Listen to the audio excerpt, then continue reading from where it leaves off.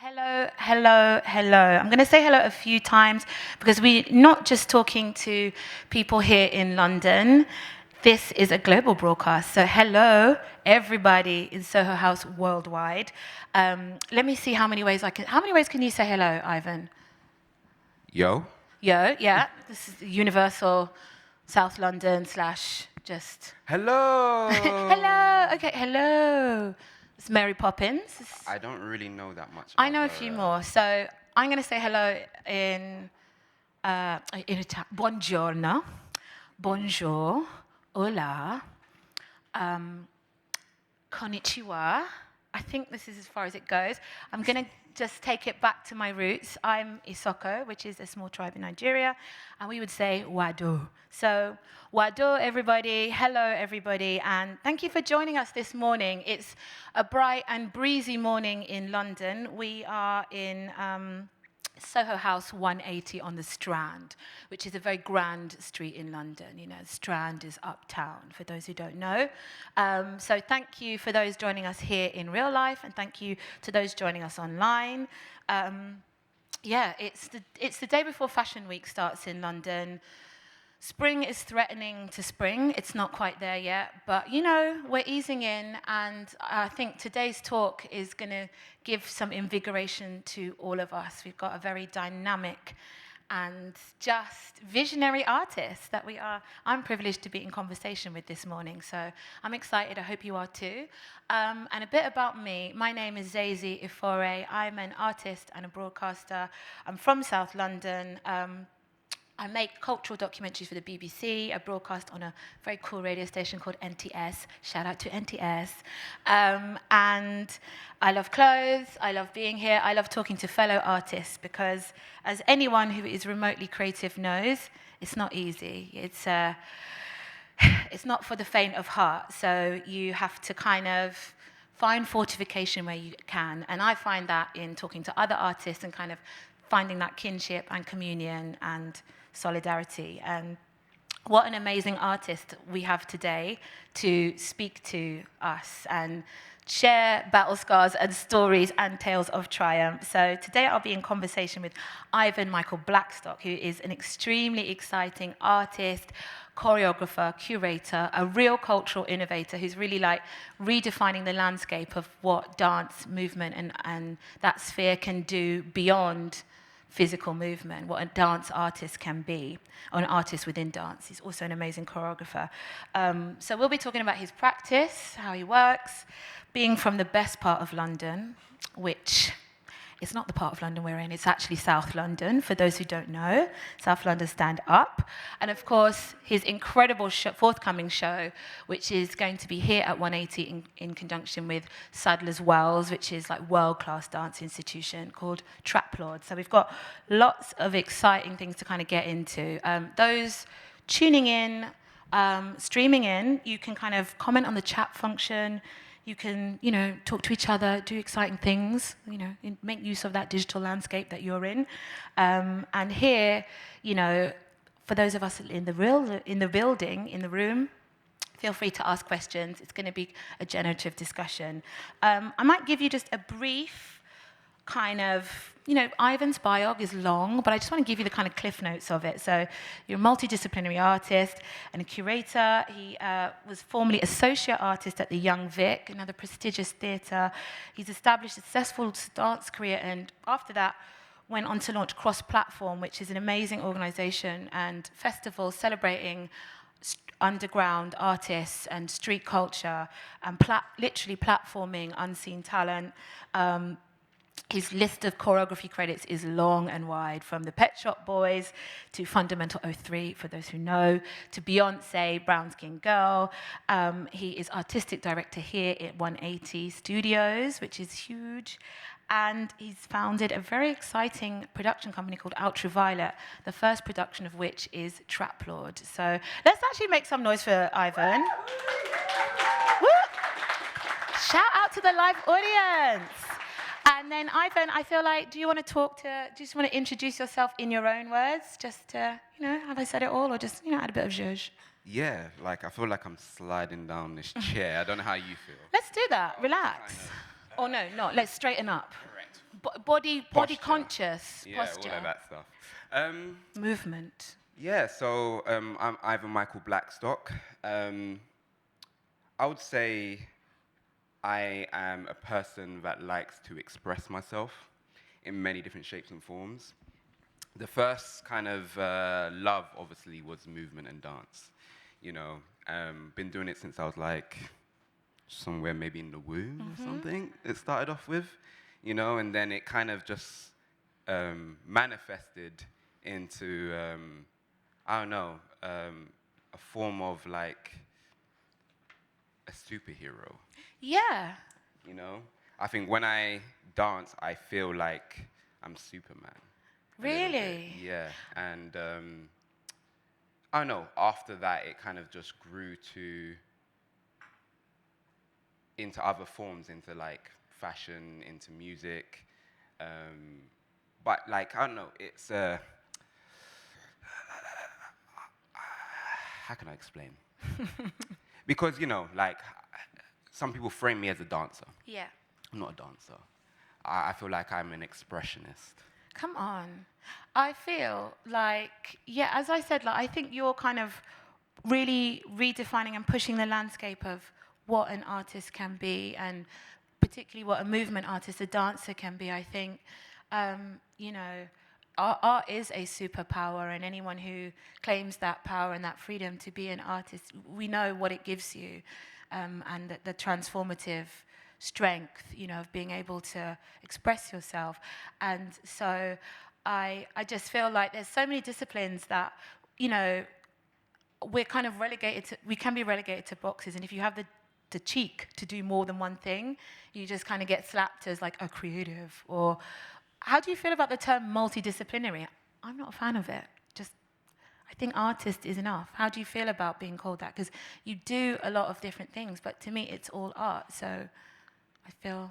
Yeah, I kind of struggled even with the term artist for a while. Oh, yeah? Yeah, because I think with how people sometimes perceive dancers, choreographers, or people within that realm, it's just like you just do dancing, you just do that backing dancing thing. So when I did try to express myself or put myself into other mediums, other platforms, it took a while to somewhat build that respect, or even, you know, kind of get out of the imposter syndrome. Yeah. Like I shouldn't really be here. You know, I don't know, sewing things on my jeans when I was a kid, you know, but I never went to a prestigious like fashion school or like any kind of, you know, school like that or conservatoire to feel like, okay, I feel like I've got this badge of honor. Like you know? you're a designer. I can call myself a designer. Like, you know, 7 years ago, I wasn't a curator, like an art curator.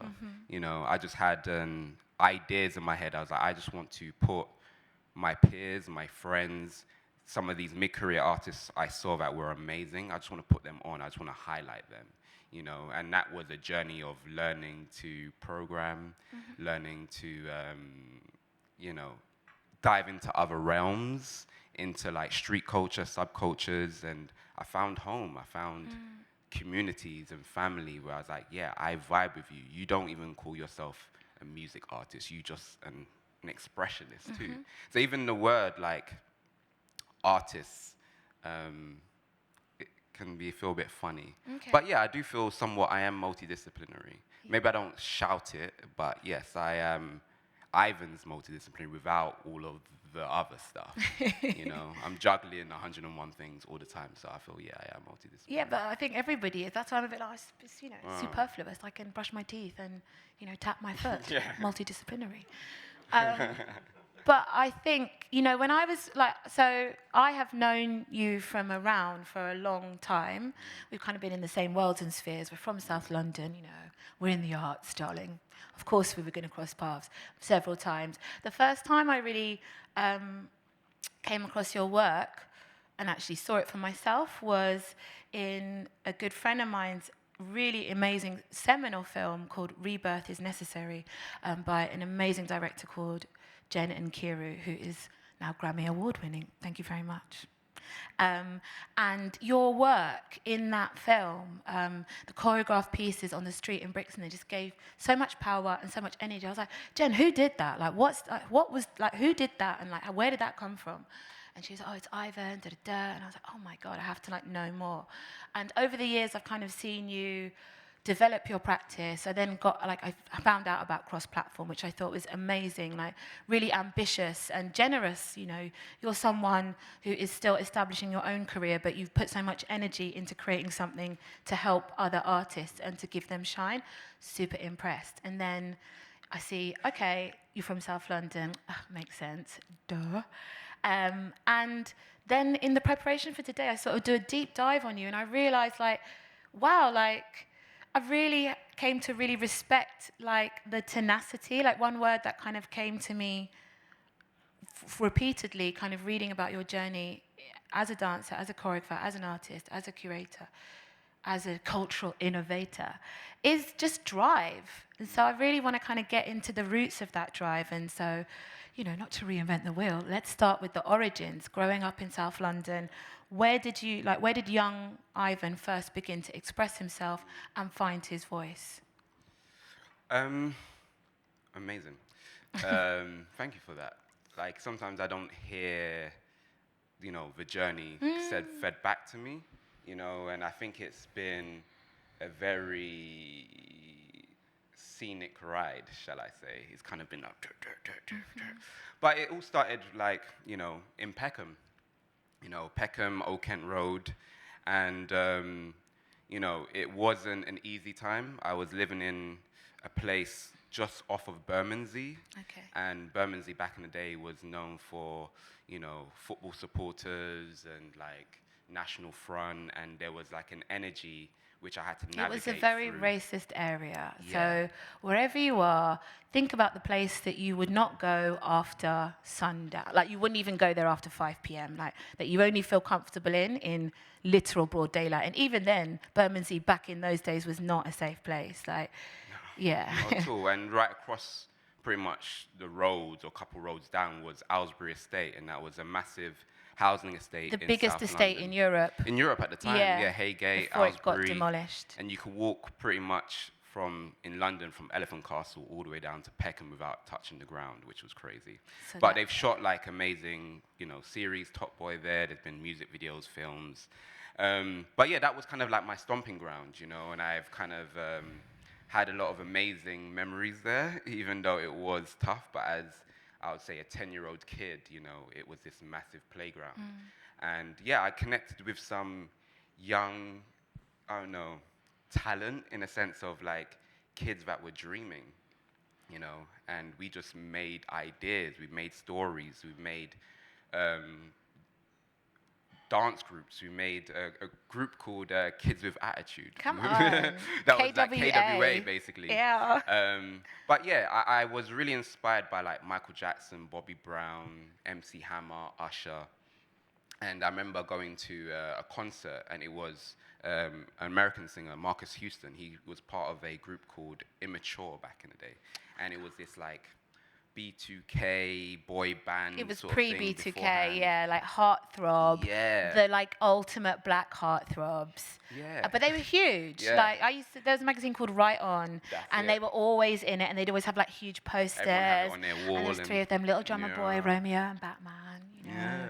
Yeah, so, like, yeah, there was actually, now you're saying that, there was actually quite a lot of strong representation of, like, black men dancing at that time. Because actually not many black male music artists dance right now. Yeah, totally. And I think, like, you know, I felt that I was inspired by that because, yeah, I saw myself on this TV and MTV, The Box, all of these TV Music, shows television, were, you like, control. The to Box me, you know? changed my life. And basically, I saw my cousin backing dancing for Immature, for Marcus Houston, and I was like, that's what I want to do. You know, and then that was 8 years old, and then I was pretty much in every single dance company in London. I just traveled at an early age, from, like, age 10, pretty much all around London, up until I was about 16.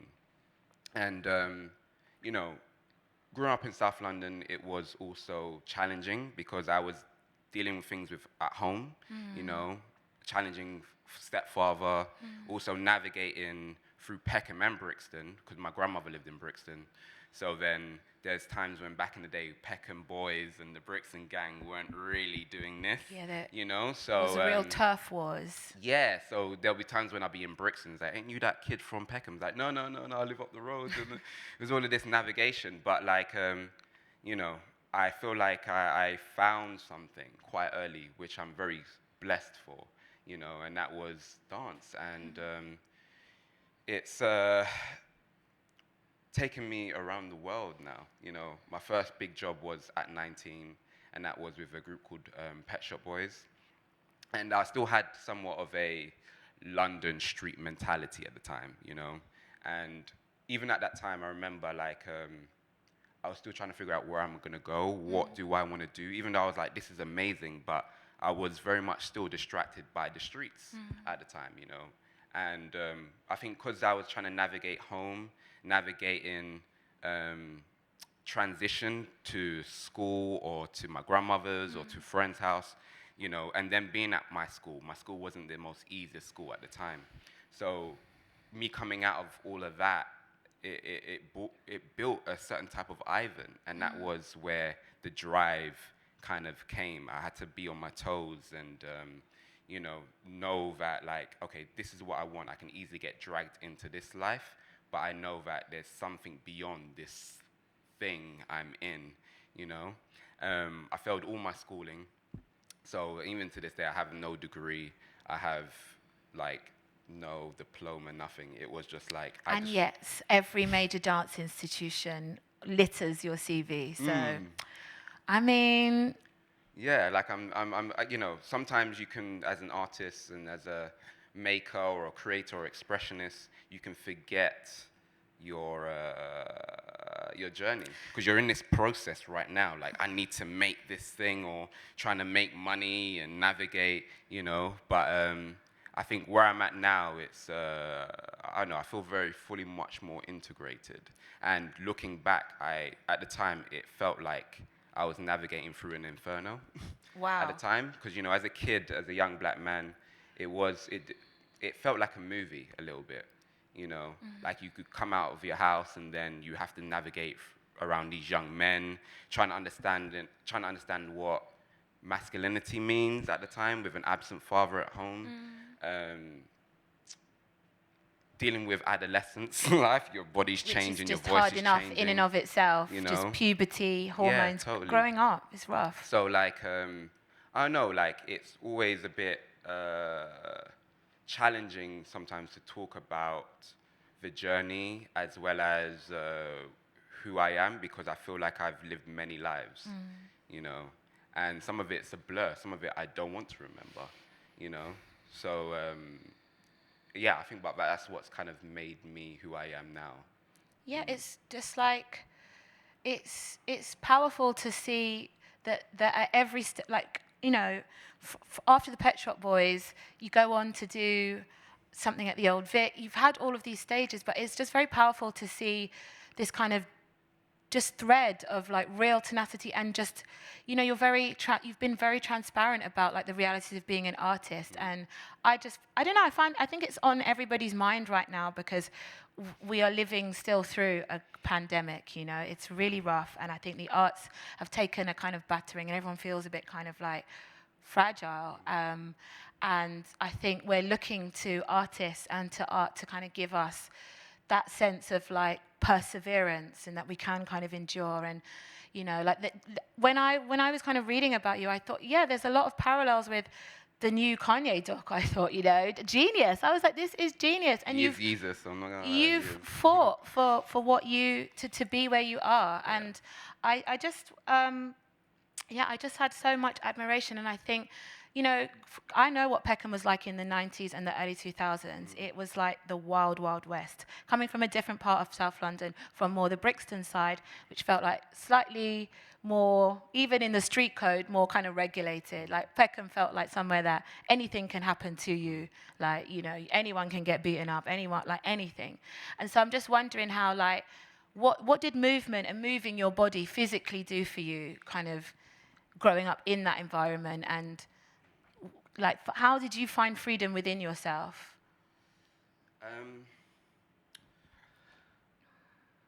Dance after it was like, oh, this is amazing, people are looking at me. After a while, it became a thing of escapism, you know. It stopped becoming like, hey, and then I would lock myself in the room and just go off, just dance for hours. Because I think when you start to grow, see things, experience things, you start to grow these shadows and demons. And, you know, at a young age, you don't know how to deal with them, you know, and especially, like, you know, navigating being a man. I didn't have a father around, so I was looking for father figures around, you know, and it was the TV for a very long time, you know, and trying to find a level of like black excellence. And it was very much American TV, which was the thing. And I always wanted to be like one of them. And when I mean one of them, it wasn't necessarily American, but this star, you know? So even with my dancing, I always kind of tried to frame it as more of a music artist, you know? And I always saw that dance can go into so many different realms and different places, you know? Right now, where dance is for me, it's very much kind of like my yoga, you know? Right. It's I have to do this daily practice every day to keep me good, you know? But beforehand, it has gone through its own journey where, like, look at me, look at what I do. Then it kind of went into, I need to get this angst and this kind of, you know, feeling. And then, you know, you grow as an artist, you grow as a creative, and then you learn to put this expression into form, you know? So when I left secondary school, I went to study music, because at the time I was like, I'm going to be a grime MC. Like, I want to make grime music, do music production. But actually, at the time, I didn't understand what creative process was. It was really hard to put what was in my head, in my heart, in my gut into something, and especially into a computer. So I remember I used to dance around the studio all the time with this thing, and, you know, just this burst of energy coming out. And someone said to me, why don't you go and study dance? Yeah. You know, I was like, and man's not wearing tights. I'm not wearing tights. I'm not looking like Peter Pan. But yeah, I decided to do that. So I applied for Lewisham College, and I got in.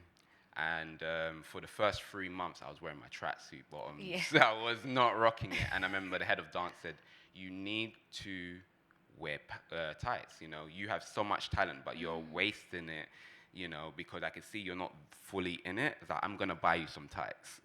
So my head dance teacher bought me some tights. What color were they? They were like autumn green. Okay. Yeah. Come on. So give proper Peter Pan Give vibes. us. And then, you know, that opened me up to find a different way of expressing it and going deeper in a different space within dance. I was like, whoa, this feels interesting, because there was a lot of, you know, especially it wasn't crump dancing at the time, it was popping. So I used to be like, poof, boom, boom. Ow, You know, ow. just like, I need to get it out, and just throwing myself across the floor doing breakdance moves. And then I found a softness, this other thing. I was like, oh, this is interesting. This feels good. So then what I was doing was integrating my hip-hop street dance into this contemporary dance language. And something new was being born. And that's how I feel that when people's attention kind of came back on me. It's like, oh, you're doing something interesting. And that youthful feeling came back again. So what part in your journey was this then? So I would say I was about 17, 18 Okay, at the still time. very young. Yeah. Wow. So I've tasted a bit of the commercial world, a little bit. My first dance job when I was 16 on my first dance job for the grime artist J2K. And Shout out J2K. a singer called Gemma Fox. It was like an MTV show. And I was like, yeah, I've made it. This was, like, it was like, you know, coming out of a harsh time in my youth and having a moment of like, whoa, wonder. Again, it just reinforced, again, that thing when I saw Immature and my cousin, I was like, this is something I will need to pursue.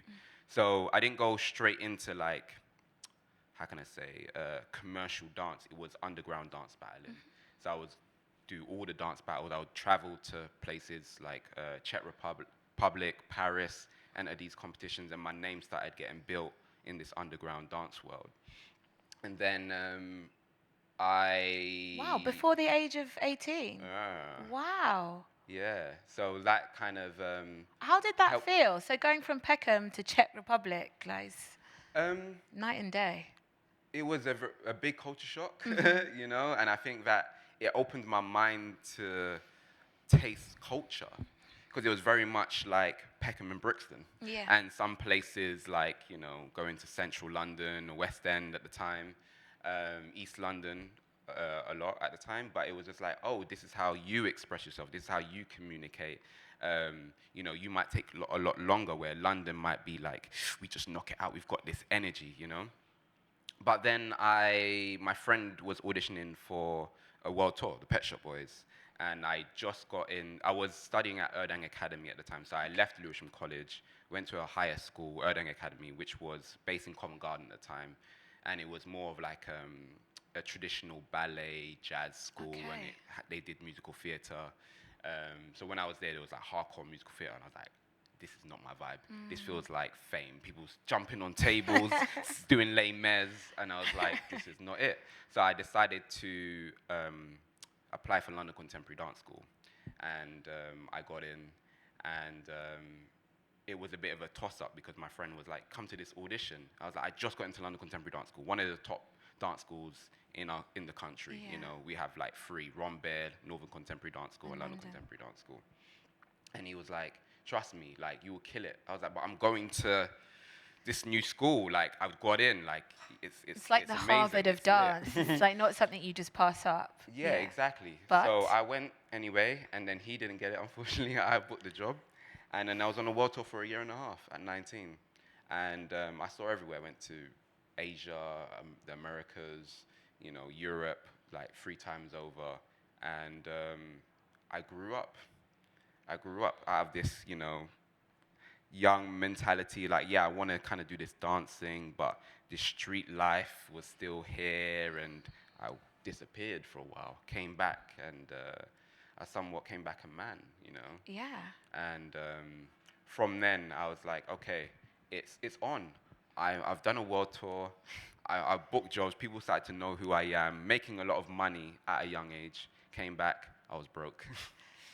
What happened to the money? Dare I ask? You see, there was Nike Air Maxes, and those Air Force Ones, and it's what you know, you do. all those You brands. got to fulfill the teenage dreams. The first bit of coin I got, all the Moschino, like all the things I wanted as a teen, I couldn't get. It's rite of passage. You know, and but you know, before that, I didn't have money. I didn't have these certain experiences going. We were speaking about earlier with this club we used to go to back in the day. Like, I was buying Moet bottles and and it was, again, you know, it's a blessing and a curse. Some of the stuff that you see on TV is that I want to live that life. I want to feel special and feel valuable, you know. And I came back off the tour, and I didn't book any jobs for about 2 years, you know. So I kind of came back to reality and had to kind of graft my way back up. And I went to the States in 2009, and then came back, and I was like, America is amazing, but I feel like I'm missing home, and I feel like I need to build something at home. So I started just diving into theatre, actually. You know, I was mentored by an amazing hip-hop theatre pioneer called John Zedi from the UK, and he kind of took me under his wing, and I started finding, again, this expression, and like, oh, I can use my voice in dance. Yeah. I never knew you could do that. You know, I can use this prop and, you know, use other bodies in this really interesting way. And I think it was, again, this integration of traveling, the street life, meeting new people, and doing a bit of commercial dance, a bit of underground dance battle, and, you know, I've kind of slowly started pushing it into theatre.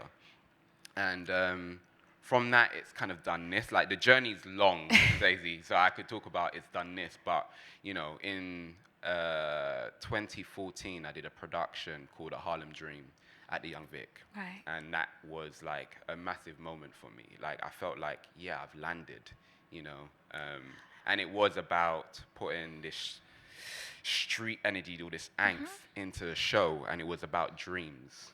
And it was about Ivan's dreams, you know, and me connecting with my partner, ideas of that. ideas of loneliness, ideas of being mute and finding that Yeah, voice. I was about to say, like, I'm curious as to, obviously, movement is a language in and of itself, but in terms of, going from choreography and, that's a certain type of translation to, like, making theatre productions, like, how did you learn to create your own language, and what's your process, and how has your process evolved from, getting this young teenage aggression out, and that's quite literal and direct, you're feeling you're doing it's quite, it's a kind of very, it's direct, it's a very clear channel there. And then choreography, contemporary dance, different dance forms, and then moving into theatre, like, how did you find your voice and a language within that? What was your process, starting from a feeling and an idea to then a production at the Young Vic? Yeah, How does that talk me through A to B? My gut and my head was in two different places. So I had all of these feelings, but for a very long time, I thought I was maybe stupid or slow. I kept on failing in school, and any contextual stuff or written stuff, it just wasn't landing. But I was always researching. I would watch people in the room. I used to go to parties and watch music artists or fashion designers. I just watch how they do it. Right now, it's always been so. Like, watching analysis videos, watching documentaries, of how the breakdown of this film from, like, idea to, the finished product. It was always a thing for me. So that was the same thing for dance. I would just watch contemporary choreographers. I would watch circus shows. I would watch mime. I would watch Japanese buto. All of these different forms, and tried. I just tried, and I think it was also having amazing peer group around me that saying that's amazing, that's good. I think that's really important, to make sure you have people around you that are boosting you and be like, yeah, you're doing good. So I think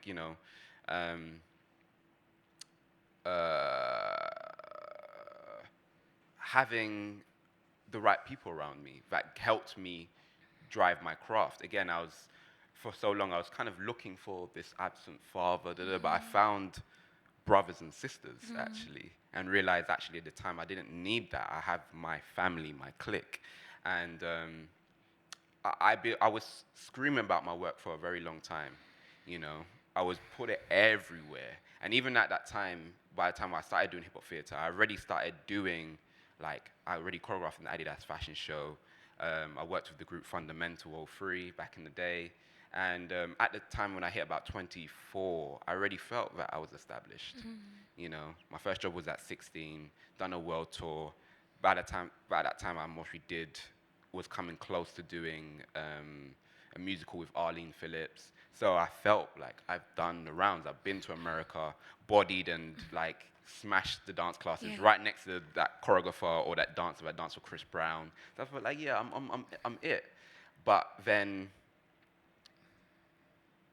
it started again. It kind of went into this insular place. And that's where I think really, actually, the creative process started. And it was like me in my room with toys or cans and pens, and I would just light stuff. And okay, if I ever did a show, I would light it like this, or I would move it, or turn off the lights here. I would put sound. I would make my whole thing, And I think the most artists, they start in their bedroom, I think that is where the stage becomes. And my bedroom, my little bedroom in Brixton at the time, was many different platforms. I would literally dress up. I'm pretty much a method actor at times in my own. Are you an only room. child? No. Are you the youngest? No, I'm the oldest. Wow. Yeah. So I'm the last of three, and I always have a kind of theory of it's the last way. I just think the last ones are always like the show ponies. We're always given the most space to kind of express ourselves. It's rare that the eldest, they're always like the responsible ones, who have to pick you up from school and cook and do stuff. So the way that happened. So I'm just like, wow, what? Yeah. So the way that happened is because I left home at 15. Okay. So I left Peckham and moved with my grandma in Brixton at 15. to just like, I need to separate myself from this. So I was very independent at a young age from 15. And you know? creating your own world from a young age. Yeah. And I feel like, so you have all this success. 24 is so young, but I think I started in media at 19, so I kind of relate very heavily to your journey in terms of, you do some big things quite young. You've worked really hard from a young age, and so you hit your 20s, mid-20s, which is when most people are just kind of finding their feet. They're maybe like, they've just about got out of the wilderness of that post-uni, like, apocalypse of like, oh God, like, I've got a degree, I'm supposed to get like a big job, no one's giving me one. Damn, I'm going to have to like do something kind of rubbish until I figure it out. 24, 25 is when people begin to emerge from that. If they're lucky, it's not all linear. But if you started young and you've put in the work, and then you feel like it's supposed to, like, especially when you're young, you're not mature enough to know that life goes like this, creative or not. It's just like this. You're kind of thinking that it's just going to be upwards. So you've had the first kind of shock from the Pet Shop Boys at 19, that you've done a world tour, you come back, maybe you're expecting, I don't know who to call you up, but someone, and it doesn't happen. You've kind of got to go back to the drawing board, figure it out, travel, do New York, you've come back, you do, like, how does that feel to be like a veteran at 24 is kind of crazy. Like, that frustration. Yeah, it's gone like this many times. And what happens when it goes like this? When it goes like this, it's usually back to my authentic self again. It's like back I stop doing it for people. It comes like, I think it's a balance between like, look at me, look what I'm doing. Then it's like, actually, it's not for you. Dance is for me, and that's where I think, as growing older, it's now my spiritual practice, Like, obviously, I'm going to be doing a production soon, TRAPLORD. Yeah, we're going to get into that. But, like, now it's very much more for me now, and it's really hard to explain what it is, because I'm still diving deeper within what it means, but it is my spirituality, and I think seeing when the pandemic wave hit us, it's been interesting to see how everyone's kind of gone back into the body and trying to find what it does. And people have either gone into sports or into TikTok videos or all these other different expressions, but it's nice to see, because I've been living in that world for a very long time. This speaking thing and this voice thing is, it's been a few years now, but it still feels very new. I would say I was pretty much mute until Pet Shop Boys tour. I was pretty much quiet, that guy that you should see, just, and it was, hey, if you want to see Ivan, I think even still to this day, if you really want to see me, just watch me dance. I think that's when you understand all the journey. I can show you when I was that kid, or when I was frightened, when I'm happy, when I'm annoyed, I can best express myself through that. And I think that's where the ups and downs has been, because sometimes I want to express myself to people of, this is how I feel, but it was very hard. It's been a block, But I've had like really amazing people in my life to be like, go, jump on stage, here's a mic, talk about your journey, talk about yourself, And I feel that that's where what's really important for me now, especially for dancers, to like speak, because you got so much underneath that movement, because this is very abstract, isn't it? Like, what the hell does this mean? Right. But there is a whole encyclopedia of what each thing means and what it means to them. Because your dance is, we're concentrating on the body, and often dancers are not speaking, and so they're kind of relegated to just the body, just to movement. And so I think it's doing things like you've done, like what was it like to have that first production at the Young Vic, in 2014? What did that do? That's you giving yourself a voice, like claiming that and saying, I've got something to say. What was it that you were saying then, and what did it give to you? And what are the threads that kind of continue to your practice now? Was that the start of something? Yeah, I remember when we was doing the technical rehearsals, and I walked in for the first day, and I saw the set. Usually I get really emotional. Like, I'm very, like, all the way through. And then I know it's much going to happen with TRAPLORD. It's just like, oh, you know, it comes like you see everything full circle, and maybe it's like your life flashes in front of your eyes. But for me, like, it's about just elevating the art, elevating talent. You know, I feel that at that time it was something new, something fresh from the other hip-hop dance productions, you know, and I feel that, like, what kind of annoys me a little bit when how people perceive hip-hop and street dance is this kiddie thing. It's just like backflip or like dance crew, you know, and it's like, no, it's just it's like not young that, black kids like messing around. you know, and It's not really respected as a craft. no, and I think there is also like still history behind it, you know, deep history of this orthodox way of doing things and how people perceive bodies in the space, or who they see on stage, you know, doing this sort of movement, you know. And it's also about like who's allowed to make art. Like, is it art when this person does it, and is it just kind of like, you know, street urban stuff when you do it, you know? Like, whose craft is recognized in that way. Yeah, and like, you know, I think even from after the Young Vic, because the Young Vic show was very much a narrative-based show. Okay, what was the narrative? Just obviously many people It was basically worldwide might not have the privilege of seeing it. Are artists questioning should they sell their soul? Woo! Hands up if you've been there. Hands up if that's like every day. And it was inspired by the Amadeus screenplay and a bit of Faust. And Come on, references. we use the characters in Amadeus of like Mozart, Wolfgang, but we had two kind of main kind of hero characters, the like protagonist, antagonist. The protagonist was Mozart, and his antagonist was Salieri, but they were actually one person, but we saw two bodies in the space. And I was kind of at the time, looking at other spiritual practices and the mind, and so the Mo represented the right side of the brain, this intuition, this like life of art, and he was basically a musical savant that couldn't speak. He could only speak through movement. And Sal was the business, the left side of the brain, logistical, about the money, keeps the lights stuff. on. But then there was another character, Mozart's wife, Constance, you know, and she kind of represented, in a sense, God, you know, and Points were made. The dancer we had was an amazing dancer called Robia Milena, and she would just embody herself into different beings, and you know, she was basically Mo's muse. So no one could understand how he created his art. Like, how does he do it? He just does this thing, but every time you see him in the space, this spirit or this energy comes in space and helps him, guides him through that.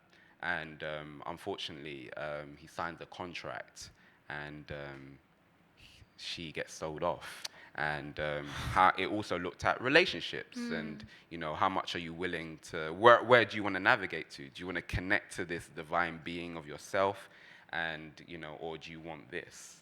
You know, and I think as a man, and it's sometimes how the structures of it, of like what you have to go for this thing, and we cut a part of ourselves, we sever ourselves from spirit, you know, and it was about that, severing yourself from spirit, like, you know, and at that time I felt like I had to choose, like, do I sing my, or shout my, or show my authentic voice, or do I do it in this way to get the status and, you know, live right? Did you come to any conclusions then? Do you have any answers? After that, I kind of connected back to spirit. Yeah. And it has been that for a while, like diving back into the creative process. So after that show, A Harlem Dream, I started this work, TRAPLORD. Yeah. And that was in 2015. So after the Young Vic show, I was there for a while. Then I decided to leave the Young Vic, my associateship, my residency that I was there, and I was part of a dance company that I started called Gang Dance Company when I was a kid. and I decided to leave that and just start afresh. And then I had two ideas in my head. One was TRAPLORD, which was looking at themes of mental health. And then the other project was cross-platform. Yeah. And I would say it's like a talent incubator that we did festivals, we commissioned artists, and we commissioned some amazing artists, Koji Radical, Jen Nakuru, Green Tea Peng, Quinta Doronzier, who's done the Weekend and Doja Cat video, you know, and some of these are huge, big stars. Yeah, you've now. got, like, if you go on the cross-platform website, like, there's a big directory of all of the kind of amazing talents that you've put on and platformed and showcased, and it's like, yeah, lots of incredible names. But it's actually really interesting that from what you were wrestling with, it sounds like you, off the back of that play, you know, that production, you actually answered your own question in both ways, though. So cross-platform seems to me to be like reconciling with artists and sort of sustainability, like answering that money question, that survival question of like, well, we need to kind of be together. Let's create a space where we can all kind of shine and collaborate and uplift ourselves collectively. But then TRAPLORD, which we're going to get into now, we've been teasing it for too long, is this going inwards and into spirit, and a kind of, it feels like a spiritual reckoning. So it's funny that, like, yeah, you answered it in twofold. Yeah, like, you know, the work, when I left the Young Vic, I was like, we're over-intellectualizing work too much. And I live very much in a dream state. How? You know? I think the way I perceive the world, this is a dream. You know, sometimes I don't manifest it and I forget I'm in a dream. But if I call things to myself, it happens, you know. But sometimes I can get caught up in the dream and the fanfare, or sometimes I think it's always a nightmare, you know. So, yeah, like the way kind of TRAPLORD really started, it was like I was at a low moment, and I, again, kind of back into this space, and these ideas were floating in my head. It's like, okay, I'm seeing some amazing shows, but I weren't seeing Peckham and Brixton on stage, in theatre, in these other forms. So I decided to create a show which had that. I didn't want to do dancers taking off their shoes and doing this whole thing, and then, you know, it's like, it's No raw. tights. It's so raw. It feels like I'm at, I don't know, a Wu-Tang concert, or a Boy Better Know, Skepta's Clique, you know, like a vibe like that. So yeah, I decided to gather some young men in the room, and for the first, like, I would say couple of weeks, we just spoke. You know, so some of them were professional dancers, and some of them weren't in education, employment, or training. And we just spoke about, like, our childhood, our fears, things that we love, you know, and then slowly this piece started to form. And the full name of it originally was Media Eats the Human, TRAPLORD of the Flies. Whew. And it looked Prophetic. at, like, young men being brainwashed by the TV, as I was mentioning things about the TV. Imagine you did this before ideas. TikTok rotted everyone's brains. Crazy, yeah. Actually. And yeah, it was about this brainwashing and trying to find yourself, your identity. But yeah, we was also being inspired by Lord of the Flies, Plato's Allegory of the Cave, Rodin's Thinker, the Vitruvian Man. You know, so we took some of these philosophical ideas and put it into the piece. So there'll be times when we spoke about being, like, checked by the police at 10 years old in Elephant Castle, because I fit the description of robbing a bank at 10. So, you know, I remember just being, like, standing out like the Vitruvian Man, you know. And we spoke about, remember just those times when you're just there in your head, but what does that look like through movement or through a different expression? And, you know, we were speaking about Plato of the Allegory of the Cave was a big theme, and how we just felt chained. You know, we're just seeing these shadows of ourselves, you know, on TV. Because after a while, you know, as a youth, you're like, whoa, but then you realize, actually, there's only, like, rappers and footballers and drug dealers they're showing. What else is there, you know? And at that time, yeah, I think, yeah, Obama was in power and stuff like that. So we had that at that time. But beforehand, we was reflecting. It was like there was nothing of, like, black men in this place of inspiration or influence or power, you know? So But also, like, even in the representation, like the humanity of the black experience or black male experience. So it's like either you're a pop star or a footballer, or a president. Like, these are all quite like shiny, high profile jobs that don't really allow for vulnerability or humanity. These are kind of like all superhero kind of figures, you know, like what happens when Obama's behind closed doors or when he's not in office. We didn't really see a 3D reality of blackness. yeah, so and I agree. So that's what we pulled out. So after a while, yes, it starts off like this, crump, the rap. Then we break away. We pull the rug underneath people's feet. And there was one piece that really stood out in one of our first performances in 2015. There was a dancer where his brother got murdered. They kind of ran up into his house and shot his brother. And he did this spoken word piece. He's been dying to write, He's gone into music now, but like he was dying to write, and I was like, yeah, you need to express this, And we would talk about it a lot through our conversations. And it starts off with this piece of him just speaking about his brother. Like, my brother is like, a superhero. We go back to this superhero character. And, and we shine this light, and you have this massive, like, silhouette of him, and he's doing all of these poses of his brother, but then you realize his brother's not there. It's just his shadow, and it keeps on disappearing. And then, he goes into this song and movement, and you're like, whoa. And it hits differently because it's coming from a real place. And that's where I wanted to dive in deeper with my cast and the people I had in the room. Is like, let's not make a random idea about aliens flying down or how contemporary dance can be. Let's explore the elbow for an hour and a half. It's like, come on now, this is long, this is dead. What is that about? Let's talk about some real stuff. Yeah. We did that. And ever since then, it's just had this interesting effect. Everywhere we took it, people's been in shock. People's walked out of the show. But some of it is very intense, But also sometimes the way I piece work since post A Harlem Dream, it's very much like a mosaic, a collage of energy I have in the room. I wouldn't say it's all Ivan. It's the musician that comes into the room and just makes that beat. It's, my fiance that says, how about you think about this? It's the other guy's energy. So it's very much a collective consciousness. And that's where I think where I'm at now as an artist, a creative or expressionist.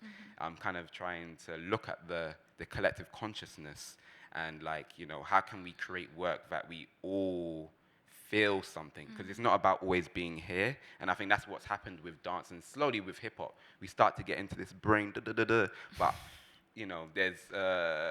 we need to get back into embodiment, back into the feeling. It touches on so much that we're all feeling right now. Shout out to everybody online, we're all kind of disembodied. We're spending a lot more time on screens, on devices, and not in the material world in a way that was like unthinkable when we were growing up. Like, life was so much more physical, culture was physical. You had to like go to places to experience things. And while it's wonderful that you can just click and log in, shout out, it's like that it does something to you. And I think in terms of the experience as a black artist, I think there's that push and pull as well of like, for me, sometimes you go into art because it's giving you this space, this sense of freedom, this sense of limitlessness. And sometimes, I don't know, I can feel a resistance to wanting to deal with concrete realities that feel fixed. There's hard stuff. You see so much kind of black pain and black trauma all the time, and you think you're trying to find a way to transcend that or circumvent that. But I think ultimately there always comes a point in life where you kind of have to have a bit of a reckoning, and that's what I felt so TRAPLORD is a production that you began in 2015. It's had some iterations along the way. There was a video piece for Nowness. Was it Nowness? I saw it on 4.3, Boiler Room platform, but... So we've put out many different versions of TRAPLORD. So the way I actually made the live show was like being inspired by music artists. So instead of it being a standard, here's a dance piece from beginning to end, each scene is like a music track. So every time you saw TRAPLORD, it will change. So sometimes we will end with this one, but this time we might start with this one. Also, I started it with no money. I put my own money into it in 2015. So it's only from this version where it's like funded by the Arts Council. You know, everything for all those years was Ivan finding a way, but it was also being a place of controlling my narrative and being careful on who I give my baby to, who I'm going to hold my baby, you know? Because I know also it was sensitive things that we were saying, but I had also people that were expressing sensitive subjects. So I had to make sure I also protect them as well. Yeah, be responsible. You know? But how did that feel, kind of delving into really painful and difficult things, you know, particularly when we're aware of how the world kind of views black men anyway, you know?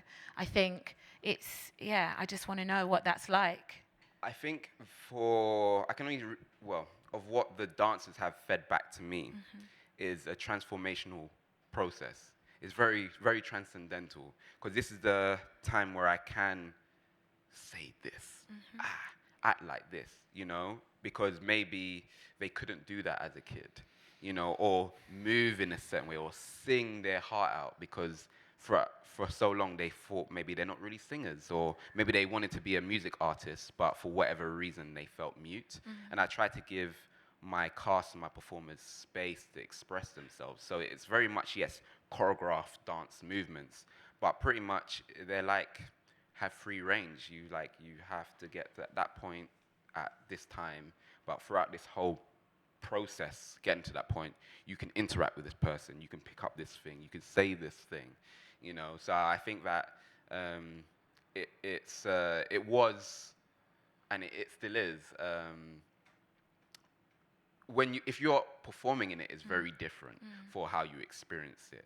I think the experience in it feels like a fever dream at times, because it's collage of ideas, and it's not really linear. You know, I kind of got out of that, you know, especially working with Jen Nakuru, and, you know, when she was explaining to me, like, how she makes her films and her inspiration, she said it's all dreams and feelings. So even for me, kind of going back into the gut, into somewhat of the divine feminine, and thinking, actually, let's stop being duh.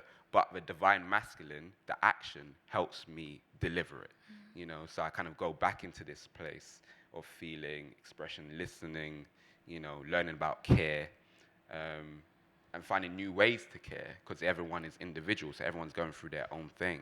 But then also having that care for the audience, you know, because I don't want to harm the audience. I want the audience to feel safe when they're watching this thing, you know. And I think it's very different when people see TRAPLORD, because it's not a typical hip-hop, trap, street dance show. You know, we see moments of performance art. We see moments of, like, comedy. We see moments of, like, things that feels very cinematic and filmic. Yeah, I want to actually, on that note, there's so it's a Sadler's Wells co-production, which is huge, and on the website, which you can go on now and book tickets for the performance. Yes.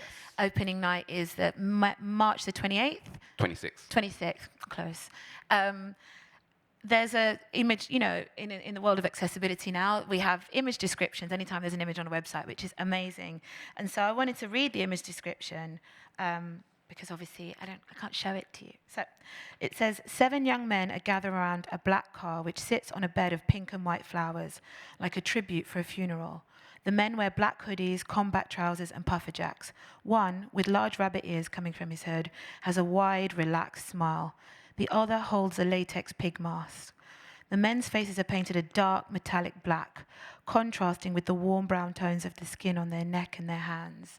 Like, already so evocative, so many kind of just visual signifiers. I think I just wanted to, I want to kind of get into the themes of it and how it's evolved. I'm like, it's so hard because I've seen iterations. I just want to, like, ask you a million questions, but I'm aware that not everyone will have seen the performances today or the video pieces. So it's evolved over that time. How do you feel about the themes that you started with? You know, this from 2015, Sadler's Wells comes on board in 2018. It's a long process. We're 2022. How have those themes evolved and the translation and the language evolved? Yeah, I think I made it when I was like 29, 30. So I had a different. It's like when I come out, when people see this work, trust me, I'm gonna show them. And you know, at that time, it was before the first wave of the Black Lives Matter moment.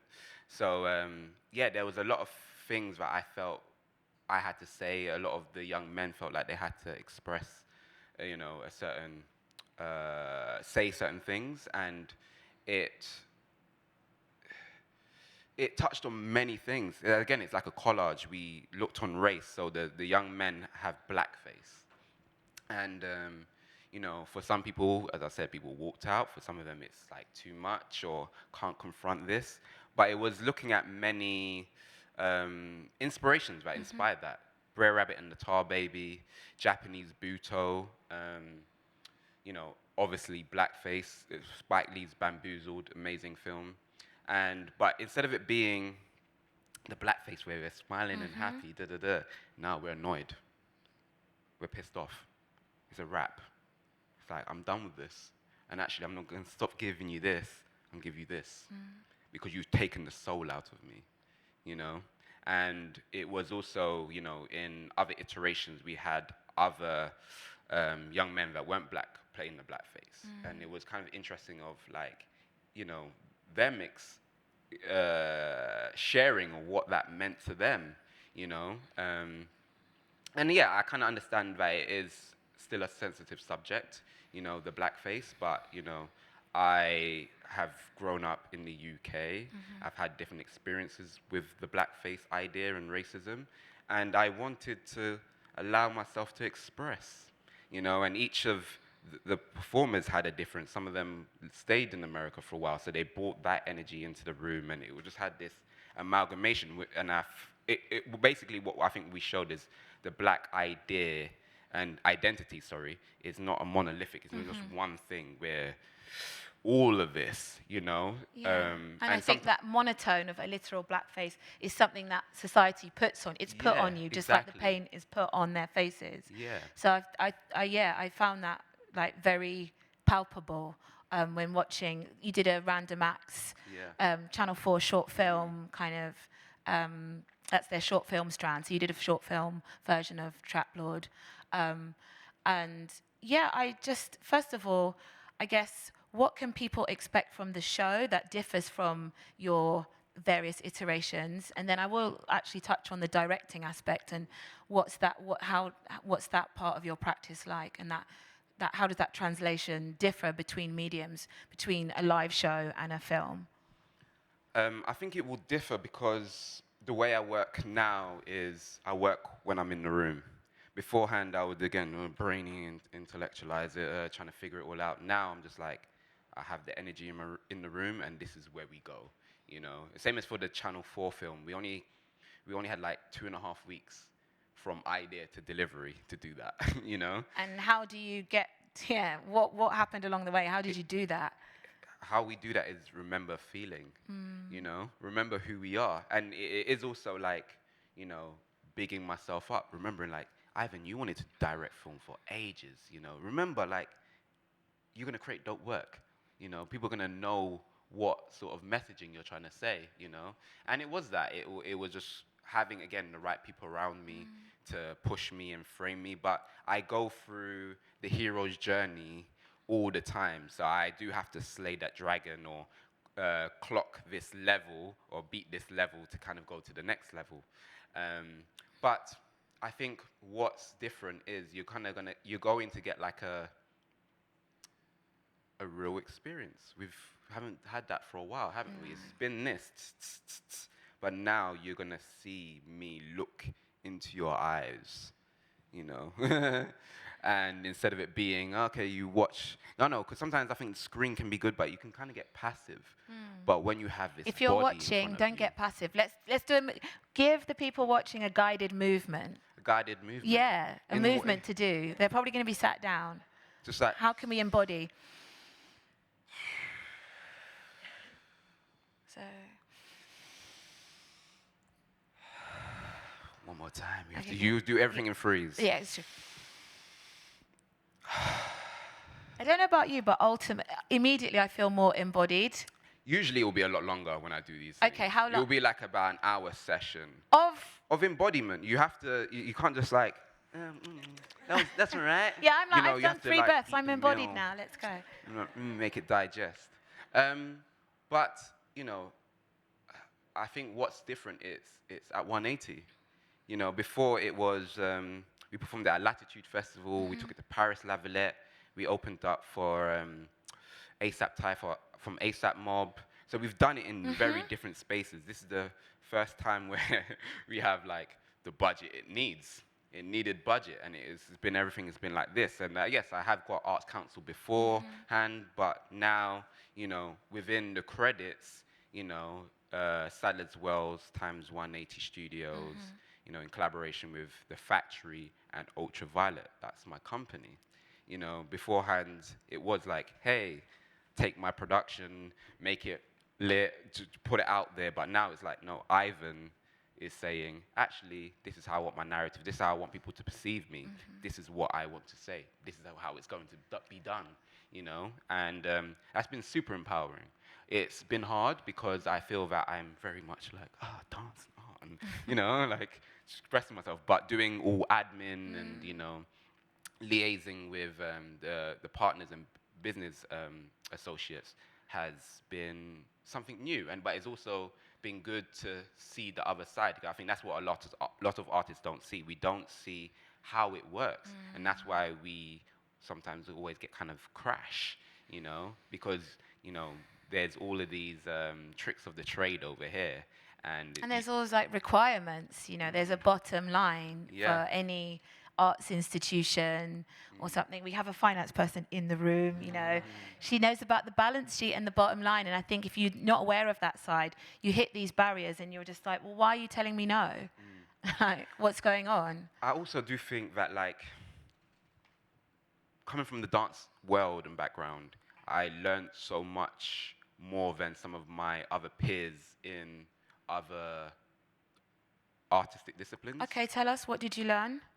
I think, you know, For those of us who aren't dancers. running a theatre show, production, or even a dance crew, you have to do self-management, people management, the costume, you're cutting the music, you need to light the show, you know, you need to manage the budgets. So you're kind of all learning all of these things already, you know. Well, obviously it's just on a different scale, on a different level.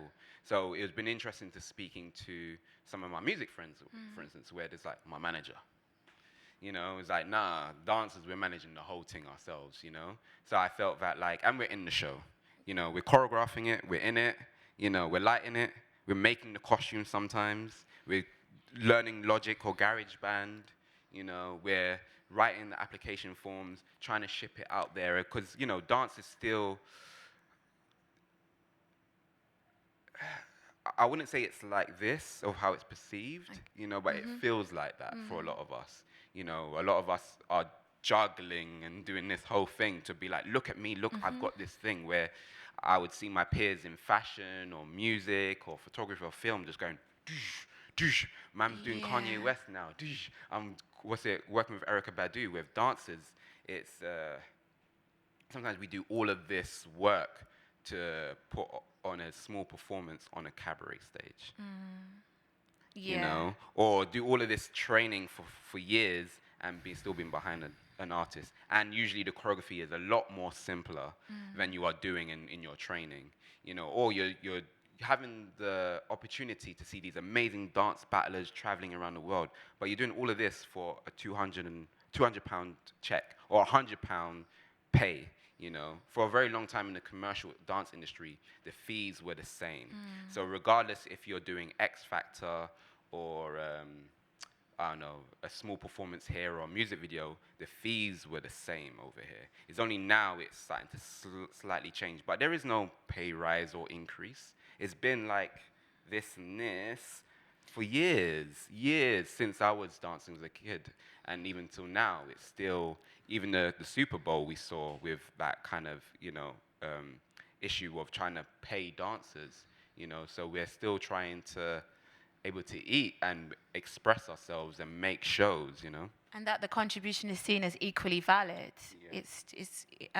Yeah, across the spectrum. I've seen that even from TikTokers, that, you know, these kids are like making songs go viral, responsible for like millions of sales and getting like, you know, £1,000, particularly when it's black creators.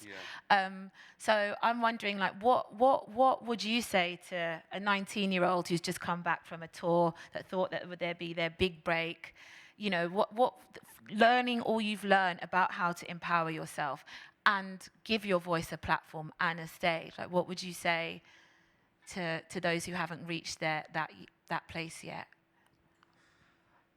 I think right now is all about being multifaceted. Show yourself, you know. And that's where, like, at one point I thought to myself, yeah, I am a dancer. But then I'm like, nah, I like to draw, I like to film, I do photography, I like making these animation things, you know. So I think it is about integration, cross-pollination of ideas, you know, kind of making a new baby, these two ideas. So maybe it is dance, but, you know, maybe you are a photographer and maybe you should just be shooting dance or set up the camera doing these amazing shots and put that out there. That can be in a gallery somewhere, you know. There's a lot of dancers that do other things. Some of them make music, but for some reason, or sing, they don't integrate it into their practice. So I think that right now, of the dancers that are exciting me, you know, who I feel that's gonna have a long career, is the ones that are making sculpture. You know, there's an amazing artist called Isaac Brandt that he's kind of been commissioned via cross-platform. He makes these, like, you know, life-size figure breakdance freezes, you know, out of cardboard, out of the, you know, paraphernalia of the breaking culture. And it's like these Anthony Gormley-esque sculptures. And I was like, that's interesting. Saul Nash, you know, amazing fashion designer. He's a choreographer dancer.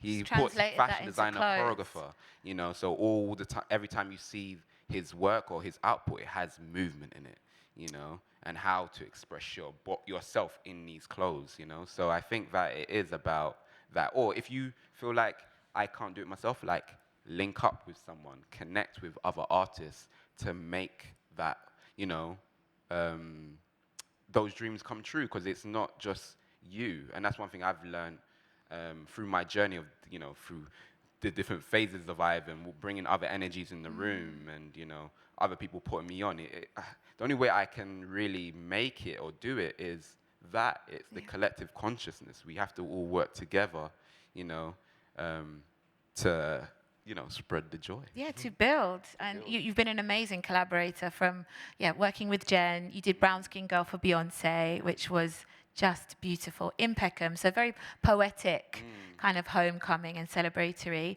One of the things, funnily enough, like, we're kind of running out of time, coming towards the end, but one of the things that before we spoke, you were sort of like, you know, I want to be seen. And I was really taken aback by that, because I felt like you've had a really illustrious career. It's still on the ascent. Like, you've got an amazing show forthcoming here at 180 with Sadler's Wells. And, you know, if I look at your CV or your bio, it's like littered with prestigious names. And I was taken aback by that, you know, as an artist, to still feel kind of unseen. What do you feel is that bridge to feeling truly seen and understood? And how can you also find that in yourself if the outside world isn't giving it to you? People can book me. Run the check, always helps. Yeah, well, you know, I've been independent for a while, for many years actually. I don't have a manager, don't have an agent. Everything is Ivan. Ultraviolet is Ivan. The TRAPLORD is Ivan. You know, and yes, again, I've had amazing people that's come into my life to help me, but, you know, everything's been like from the beginning. You know, it's come up to 6 years now with TRAPLORD building. I stuck with this vision. I see a show like this, and I see this funding. I see, you know, it being in a venue where people are gonna come and be like, "Yo, how did you get it here?" You know, especially from my dance community.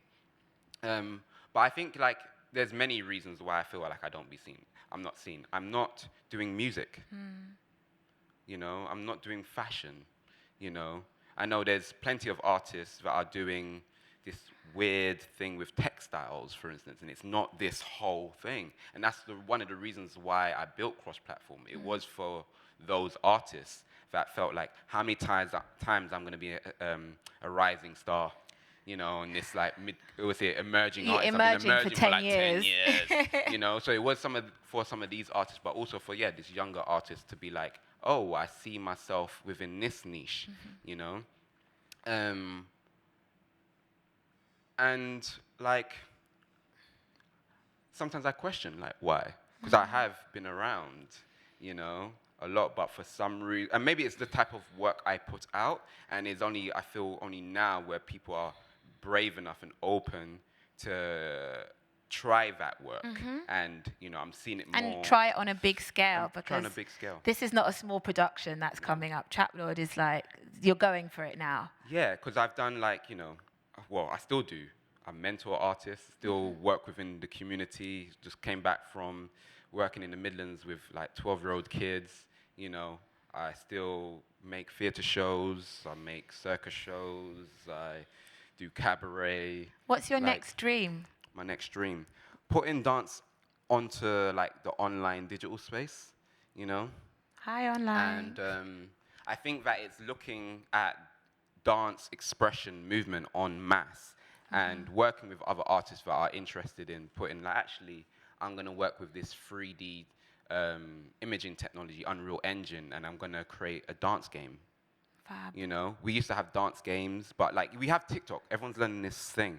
What about if there was like a dance game where you could learn things, and instead of like this hard thing where you have to learn this and burn your brain? But I think there's other ways of integration. Education is always a big thing for me, even though I felt like, I failed all of my training in that sense, my schooling. Education has always been like one of the anchor points within what I do and sharing, you know. And I think it is about people will only start to understand it when they start to embody their own body. That's why I think why dance sometimes can be a bit like, I don't get it, or I can't understand it, or I can't feel it, or I can't see it, because they're not in their body. So if you go for a run, or you work out, or you go to these dance classes, or any sort of movement, you like, oh, I understand what that is, even though it's just like, I don't know, a waft of the arm. No, you know, like, but you truly. understand, like, oh, I know what that body is doing, and where he mostly had to, him or her, or had to tap into to. And what that might do for him or her. Exactly. Can we sign out with a body movement for the audience online and in the room to be embodied? You know, what's a movement that might get them ready for the TRAPLORD experience? That's a good question. Sorry to put you on the spot. I think there's like, everyone squeezes Okay. and shakes, and squeeze as tight as you can, and then release. So the movement in TRAPLORD is very, but there's the other end of, you know, and we don't notice sometimes that we're like this. You sometimes recognize your shoulders are tense, by your ears. or like, you know, you holding this tension in your body, and I think that's, a lot of us carry this every day. And I think within TRAPLORD, what you will see of the more movement journey and the choreographic journey is from this. Freedom through movement and finding release. Yeah. Beautiful. I want to thank you so much for being so generous with your story and your journey as an artist. It's like you've really embodied that thing of lifting as you climb, and sharing and transparency about the reality of being an artist and an expressionist and expressing yourself. So thank you so much, and congratulations. This performance I'm so excited for. I have my ticket. March the 30th is mine. I'm so excited, and I'm excited for your journey, because I think we need people like you that are opening space and making space within the dance landscape, yes, but also the arts landscape as a whole, and embodying a kind of limitlessness and a tenacity. Like video game, 3D, my mind's already like, amazing. You know, you embody possibility, and I'm thankful. So thank you, Ivan, and thank you to everyone who's joined us in the room. Give yourselves a round of applause, and Ivan. And for those at home, very grateful for you wherever you're tuning in. Yeah, keep in touch with Ivan via Instagram. Is it Ivan Blackstock? Michael Blackstock. Michael Blackstock. Ivan Michael Blackstock. Find him online anyway. He's amazing. Get into TRAPLORD. Get into your body. And thank you very much. Thank you to Soho House 180 for hosting us this beautiful, bright morning. And thank you to you. So, over and out. Thanks again. Thank you, guys. Toodles. Thank you. Yeah, exact studio audience. Peace. You know, you got to throw that up. And